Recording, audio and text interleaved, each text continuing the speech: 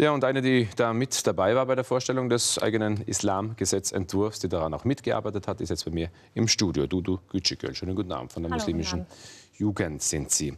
Ist das jetzt ein Gegenentwurf zu diesem Islamgesetz der Regierung oder soll das eine Ergänzung sein?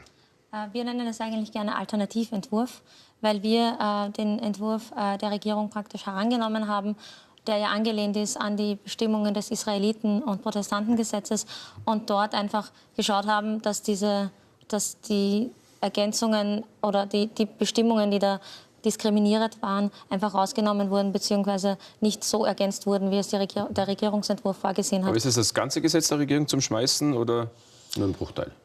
In der vorliegenden Form ziehen sich eigentlich überall diskriminierende, verfassungswidrige Bestimmungen durch. Unser Vorschlag wäre zu sagen, dieser vorliegende Entwurf in dieser Form wird abgelehnt und man diskutiert neu einen Entwurf aus. Wir stellen gerne unseren Entwurf zur Verfügung. Der wurde mit Expertinnen und Experten diskutiert und ist verfassungskonform. Warum eigentlich erst jetzt? Warum haben Sie das nicht schon früher gemacht, also im Gesetzwerdungsprozess? Jetzt ist es eigentlich schon zu spät. Das ist eine sehr gute Frage. Die haben wir uns eigentlich auch gestellt. Es ist leider so gewesen, dass die muslimische Zivilgesellschaft mehrheitlich nicht eingebunden wurde in diesen Prozess. Obwohl wir uns eigentlich beiden Seiten, einerseits der Glaubensgemeinschaft und auch dem Ministerium, mehrmals angeboten haben, mehrmals betont haben, dass es gerade sehr wichtig ist, die Stimme der Jugend einzubauen. Schließlich ist fast 2/3 der muslimischen Bevölkerung Österreichs unter 30 Jahren. Und hier ist es besonders wichtig, die Meinungen der Jugendlichen einzuholen, die auch in Österreich geboren, aufgewachsen und sozialisiert sind. Gut, jetzt sind das ganz viele Seiten in Ihrem neuen oder eigenen Alternativentwurf. Können wir jetzt nicht alle durchbesprechen, aber sagen Sie mir, sage jetzt mal 3 Punkte, die Ihnen ganz persönlich ganz wichtig sind, die da rein müssen. Das erste ist, das beginnt eigentlich schon beim Titel. Wir haben einen Änderungsvorschlag für den Titel. Das soll kein Gesetz sein für die Anhänger des Islams, so wie es im ursprünglichen Gesetz hieß, sondern für die islamische Glaubensgemeinschaft in Österreich. So wie es ja auch kein Christentumsgesetz gibt, macht auch ein Islamgesetz in dieser Form nicht Sinn. Man wirft ja auch nicht die Protestanten und die Katholiken in einen Topf oder die Altorientalen. Es macht einfach Sinn, für die islamische Glaubensgemeinschaft ein eigenes Gesetz zu haben und auch für die anderen Konfessionen, die anerkannt werden wollen. Was noch? Das war jetzt ein Punkt.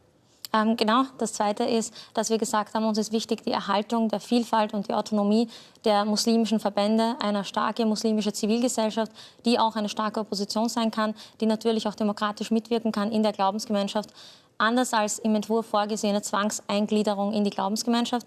Und das Dritte ist, dass wir gesagt haben, wir begrüßen zwar die Einführung des islamisch-theologischen Studiums, aber parallel zum Gesetz, zum Entwurf, also parallel zu der Bestimmung im Protestantengesetz, würden auch wir eine eigene Fakultät fordern, mit starken Mitbestimmungsrechten natürlich. Und gleichzeitig auch ganz wichtig, dass die Lehrpersonen auch Musliminnen und Muslime sein müssen, damit diese Imame und Seelsorgerinnen, die dort überhaupt ausgebildet werden, auch Anerkennung in der Community finden, sonst haben die gar keinen Mehrwert. Gut, jetzt gibt es ja schon eine Reaktion der Regierung zur Kritik am Islamgesetz überhaupt. Da sagt der Integrationsminister Sebastian Kurz, wir bleiben natürlich im Dialog. Also er sagt, da gab es schon mal einen Dialog, aber wir halten an unserem Kurs fest. Das heißt, daran wird jetzt mal nicht gerüttert. Dieses Islamgesetz, dieses Neue von der Regierung kommt genau so, wie es die Regierung will, nicht so, wie es Sie wollen. Und jetzt? Ehrlich gesagt kann ich mir das nicht vorstellen. Es sind so viele verfassungsrechtliche Bedenken geäußert worden von Universitätsprofessoren, von Verfassungsrechtlern, von Religionsrechtsexperten. Auch eine Regierung muss sich an die österreichische Verfassung halten. Und eben auch für den Fall, sollte dieser Entwurf in einer ähnlichen Form zur Geltung kommen, gibt es ja auch noch rechtsstaatliche Möglichkeiten, diesen Gesetzesentwurf, also dieses Gesetz, dann sollte es beschlossen werden, anzufechten. Wir setzen aber ganz stark darauf, dass wir sagen, wir können uns nicht vorstellen, dass die österreichische Regierung einen nicht verfassungskonformen Entwurf als Gesetz durchbringt. Wir können uns nicht vorstellen, dass so starke Gegenstimmen von juristischen Expertinnen und Experten unerhört bleiben. Gut, jetzt hat die Regierung heute was. Also Sie haben einen Entwurf vorgestellt zu Ihren Vorstellungen des Islamgesetzes. Die Regierung hat heute auch was vorgestellt, nämlich diesen Verhetzungsparagraphen. Also da gibt es einen Gipfel. Und dieser Paragraph soll auf jeden Fall verschärft werden. Nicht nur, das wird da ausdrücklich betont, wegen der Muslime jetzt, aber eben auch wegen der Radikalisierung, die hier bei vielen Moslems gerade beobachtet wird. Was halten Sie davon? Ich muss sagen, wenn es Expertinnen und Expertenmeinungen gibt, die besagen, dass solche Maßnahmen sinnvoll ist, dann stehen wir dafür. Es ist ja die Angst in der Bevölkerung ganz verständlich. Es ist ja nicht so, dass wir da irgendwie nicht betroffen werden. Auch muslimische Eltern haben Angst um ihre Kinder, um ihre Jugendlichen. Die muslimische Community ist ja nicht außerhalb der österreichischen Gesellschaft, sondern ist ein Teil dieser und ist genauso mit betroffen, wenn es diese Radikalisierungstendenzen gibt.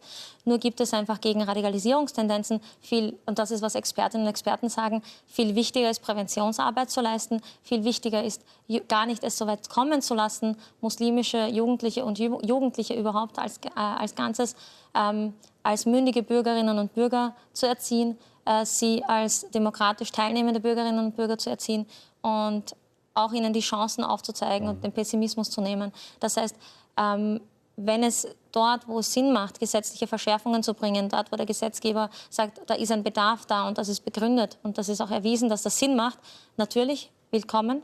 Aber in erster Linie ist aber die wichtigste Arbeit, die in dieser ganzen Radikalisierungsdebatte stattfindet, die Präventionsarbeit. Es gar nicht so weit kommen zu lassen, dass Jugendliche irgendwie nur kriminell werden oder daran denken, kriminell zu werden. Das sagen die Regierungsvertreter ja auch. Man kann ja das eine tun oder das andere auszuschließen. Das heißt, da arbeiten Sie nicht schon an einem Gegenentwurf. Das schaut man sich mal an und damit kann man gut leben, wenn es was nützt. Also wir arbeiten immer dann mit, wenn es sinnvoll ist, wenn es effektiv gestaltet ist. Ich würde sagen, es gibt in Österreich keine Jugendorganisation, die so viel Erfahrung mit muslimischen Jugendorganisationen hat. Das können wir ganz selbstbewusst sagen als muslimische Jugend Österreich. Und wir wünschen uns da einfach ganz stark mit eingebunden zu werden. Und wenn wir nicht eingebunden werden, dann werden wir eigene Konzepte liefern. Ich bedanke mich für das Gespräch. Danke für den Ihnen. Besuch im Studio. Dankeschön. Danke.